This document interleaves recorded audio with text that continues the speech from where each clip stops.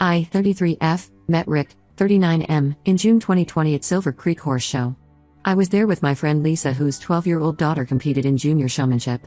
Rick was one of the trainers helping run the show. He caught my attention during the lunch break when he patiently helped a scared young rider who was having trouble with her horse. The way he handled both the nervous girl and the horse showed his skill and compassion. Lisa noticed me watching him and mentioned he was single. She knew him from the local horse circuit and offered to introduce us. We clicked immediately. Rick was charming, passionate about horses, and seemed very genuine. By the end of the show, we'd exchanged numbers. Our early dating phase was amazing. Rick had been training horses for 15 years and dreamed of having his own facility. He was renting spaces at different barns, traveling between them to train clients' horses.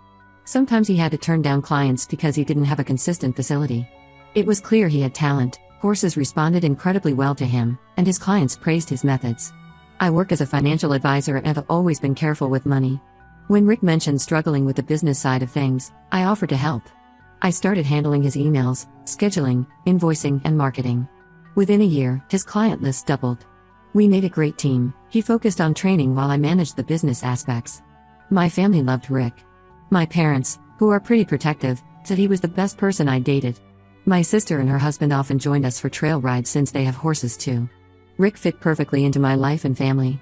For 4 years, everything seemed perfect. Rick's business kept growing. We talked about marriage and building a life together. His dream was still having his own facility, but property prices were insane. Then 6 months ago, this amazing 20-acre farm came on the market. It had a beautiful house, 2 barns, an indoor arena needing minor repairs, and plenty of paddocks. The price was high but reasonable for our area. Rick was ecstatic when we viewed it. He spent hours talking about how he'd organize training programs, host clinics, and expand his business. Since I had savings and good credit, I agreed to buy it. The property would be in my name, but we planned to marry eventually anyway. Everyone was thrilled, our families, friends, Rick's clients, the local horse community. People kept saying what a power couple we were. Yesterday shattered everything. I was using my laptop where Rick's Gmail stays logged in since I manage his business correspondence. I noticed Google had synced with his phone, showing recent searches for fab swingers from his phone. Curious, I checked his search history. He'd searched this site almost daily for months. My stomach dropped. I created an account to investigate and found his profile immediately. He'd used a photo from last summer's beach trip, one I took of him. The profile was created 7 months ago, right around when we found the farm. His bio described himself as having a high sex drive, looking for women interested in no-strings excitement. I spent hours reading his profile, feeling sick. He wrote about loving build-up and anticipation before meetings. The profile listed his correct age, location, and body type. He even mentioned being involved with horses, though not his profession. I waited 24 hours before confronting him, trying to process everything. When I showed him screenshots, his first response was claiming he created the account for his friend Tom. He said he used Tom's name in the username, so it was actually Tom's account despite having Rick's photos and details. When I pointed out this made no sense, his story changed. Suddenly he claimed he and Tom shared the account because they suspected Tom's wife might be on the site. He said they browsed it out of curiosity, like Instagram, just looking at photos. He insisted he never met anyone from there. I asked about the bio, explicitly stating he wanted to meet women. He said they needed the profile to look legitimate to catch Tom's wife. But he had 5 friends on the account, 4 were women from our area. When I asked to see his messages, he refused, saying it would violate Tom's privacy since they shared the account. This brought back memories from 2 years ago when I caught him messaging a girl on Instagram. The messages were flirty and inappropriate. He apologized profusely then, promising it meant nothing and would never happen again. Now he claims this website is different because it's anonymous. I'm heartbroken and panicking. The property closing is in 2 days. I've signed contracts and paid a large deposit. My loan is approved based on my income. Rick has already told his clients about moving his business there. Everyone knows we're buying this farm together. The renovation plans are drawn up. Rick's mom offered to help decorate the house. My sister planned a housewarming party. His clients are scheduling lessons at the new place. Local horse people keep congratulating us. The pressure feels overwhelming. I've supported Rick emotionally and financially while he built his business. Now I'm about to spend my savings and take on massive debt to buy property for someone I'm not sure I can trust. Everyone will know if I back out. The humiliation would be intense. But how can I go through with this? Even if the profile was just for looking, which I doubt, he's been lying for months. Every time he searched that site or logged in, he betrayed my trust. Now he's telling obvious lies about Tom to cover himself. Should I move forward with the purchase and try to work through this? Walk away and deal with the embarrassment? I need advice from people who aren't emotionally invested in our relationship or the property purchase. Update when I wanted to update everyone who offered advice. After reading hundreds of comments and crying for days, I made my decision. I went through with buying the property but told Rick we needed space while I processed everything. He acted understanding and said he'd stay with Tom temporarily. The first week was intense. Rick sent constant messages saying he loved me and nothing physical ever happened on the website. He claimed he only looked at profiles when bored or drinking. Every message included promises about counseling, transparency, and rebuilding trust. I mostly responded with one-word answers. Then something unexpected happened. Tom's wife Sarah messaged me on Facebook. She saw Rick's truck at a local motel, not at their house, and wanted to check on me. When I explained what was happening, including Rick's claim about making the profile to catch her on the website, she was furious. Sarah shared some disturbing information. Tom and Rick had barely spoken since December when they fought over Rick stealing one of Tom's clients. Sarah sent screenshots of their last interaction, Tom warning Rick to stop contacting his clients. They definitely weren't sharing any dating profiles. Even worse, Sarah revealed that Rick had hit on her last year. She sent screenshots of messages where he suggested they should go riding together privately, followed by increasingly flirty texts. Sarah shut it down immediately but never told me because she thought it was a one-time drunk mistake and didn't want to cause problems. I confronted Rick with Sarah's evidence. His story completely changed. Suddenly he admitted the Fab Swingers account was only his. He confessed to messaging multiple women but swore he never met anyone in person. When I asked why he made up the story about Tom, he said he panicked and thought having an accomplice would make it seem less suspicious. The property closing happened last week. I moved in alone and started working on the indoor arena repairs. The place is beautiful but feels empty. Rick keeps asking when he can move his business here. He even offered to sign a formal contract about property use and business terms. He said I could have all his passwords and check his phone anytime. His clients are confused. Rick had already promoted this as his upcoming training facility. Several people have emailed about scheduling lessons and boarding horses once we're open. I haven't responded since I don't know what's happening with his business here. My sister thinks I'm being too harsh. She pointed out that Rick didn't actually meet anyone from the website, and I've already bought the property. She said many couples work through worse things and suggested giving him 3 months to prove himself. But something feels different now. The website was bad enough, but lying about Tom and Sarah showed a pattern of deception. He only admitted anything after being caught. My parents support whatever I decide but worry about me running a horse property alone. Mom keeps sending links to property management courses. Dad offered to help interview other trainers if I decide not to work with Rick. The support helps but also reminds me how much everyone was invested in this plan. I've started exploring options. 2 established trainers expressed interest in renting facility space if things don't work out with Rick. The property has potential as a boarding facility even without Rick's training business. I'm meeting a lawyer next week to discuss protecting myself legally no matter what I decide. Rick's latest messages are less apologetic and more defensive. He says I'm overreacting about a stupid website that everyone looks at sometimes. He claims plenty of married people have dating profiles just to look. When I mentioned Sarah's screenshots, he said I was creating drama by involving other people in our private issues. I haven't told him about meeting the lawyer yet. Part of me still loves him and remembers all our plans for this place. But a bigger part keeps wondering what else he's lied about.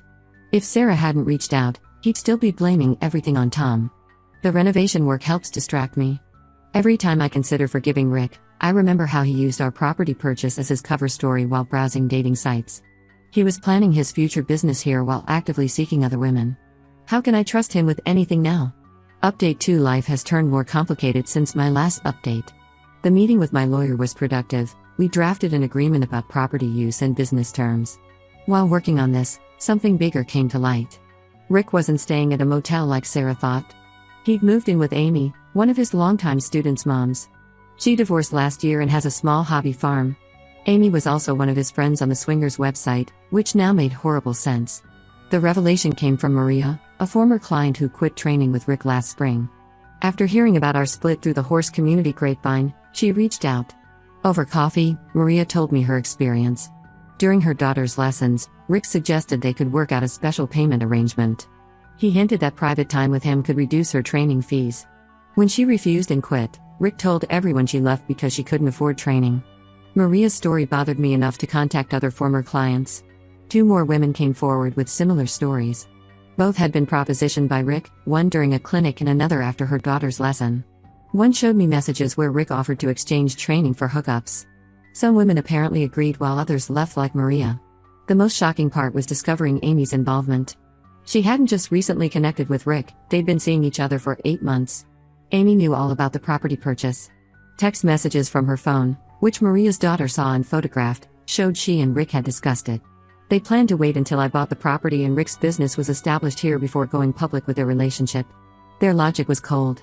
They assumed once I'd invested in the property and Rick's business was running, I wouldn't risk the embarrassment of backing out. Amy even suggested Rick should propose to me to secure things further, but he thought that was going too far. When I confronted Rick with everything, he finally broke down. He admitted to seeing Amy regularly since last summer. The swingers profile was mostly a cover for meeting local horse moms without raising suspicion. He said he loved the life and support I provided but felt constrained in a monogamous relationship. He actually tried defending his actions by saying mixing business with pleasure kept his clients happy. I've blocked both Rick and Amy on everything. The property plans have completely changed. Instead of a training facility for Rick, I'm converting it into a boarding stable. 3 well-respected trainers have already signed contracts to use the arena and bring their students here. Ironically, running the facility without Rick might be more profitable since his reputation in the local horse community is destroyed. Several of his former clients have reached out about boarding their horses here specifically because Rick won't be involved. Maria's daughter is now training with one of the new trainers and doing better than ever. Even Tom offered to help promote the facility since he knows many show riders. Rick's mother stopped by yesterday to collect some of his equipment he'd stored here. She was crying, saying she couldn't believe her son would do this. She asked if I'd consider letting him rent arena time once things calmed down. I had to be firm in saying no, this facility will never be associated with him. I'm still processing everything but feeling more confident about my decision each day. The property is becoming something better than originally planned. Rick's betrayal hurt deeply, but at least I discovered the truth before getting more entangled with him. Update 3: Life has taken unexpected turns since my last update. The boarding facility is thriving beyond expectations. We're at full capacity with 24 horses and a waiting list of 15. The 3 trainers teaching here brought their established client bases, and the combined income is significantly higher than what Rick and I had projected. Rick and Amy's attempt to start fresh in the next county failed spectacularly. They rented a small barn, but the horse world has a long memory and strong networking. Most of Rick's former clients cut ties completely after learning about his pattern of behavior with clients' mothers. 2 show barns that initially considered hiring him backed out after hearing the full story. Last week, Rick messaged me for the first time in months. He wrote a long message about regret, saying he misses our life and realizes what he lost. He mentioned seeing photos of the facility on social media and how beautiful everything looks. He asked if we could meet to talk about possible reconciliation. I deleted the message without responding. Amy apparently dumped him 3 weeks ago. Sarah heard through mutual friends that Amy found dating apps on Rick's phone. She confronted him and discovered he'd been meeting women from the apps throughout their relationship. Amy had convinced herself their affair was special and different, that Rick cheated on me because I didn't understand him like she did. Finding out she was just another conquest hit her hard. Rick's now working as an assistant trainer at a small lesson barn, making barely enough to cover his bills. Several people told me he's been drinking heavily and complaining about how unfair life is. He tried reaching out to some of his old clients but most blocked him. Some unexpected positive changes happened too. Sarah and I became close friends after everything. She started taking lessons from one of our trainers and now helps manage the facility part-time on weekends. Her organizational skills have been invaluable as the business grows. Tom occasionally helps with maintenance projects and has referred several new boarders to us. Last month, Rick's mother Linda called to apologize again. When everything first happened, she'd pressured me to forgive Rick and work things out. Now she said watching him destroy his reputation and career was painful, but he deserved the consequences of his actions. She still visits occasionally to help with barn work. She misses the horses and says the atmosphere here is peaceful. I've received 3 offers to buy the property in the past 2 months. The facility's success has attracted investors' attention. But I'm keeping it. What started as a purchase for Rick's dream has become my own thriving business. The betrayal that felt devastating 6 months ago led to something better than I planned. I won't be updating again since there's nothing left to say. Rick made his choices and is living with the results. I'm focusing on expanding the facility and maybe adding a second arena next year. Thanks to everyone who supported me through this, especially those who urged me not to give Rick another chance. You helped me see that his behavior wasn't my responsibility to fix. For anyone facing similar situations, trust your gut. The embarrassment of walking away is temporary, but the pain of staying with someone who repeatedly betrays you lasts much longer.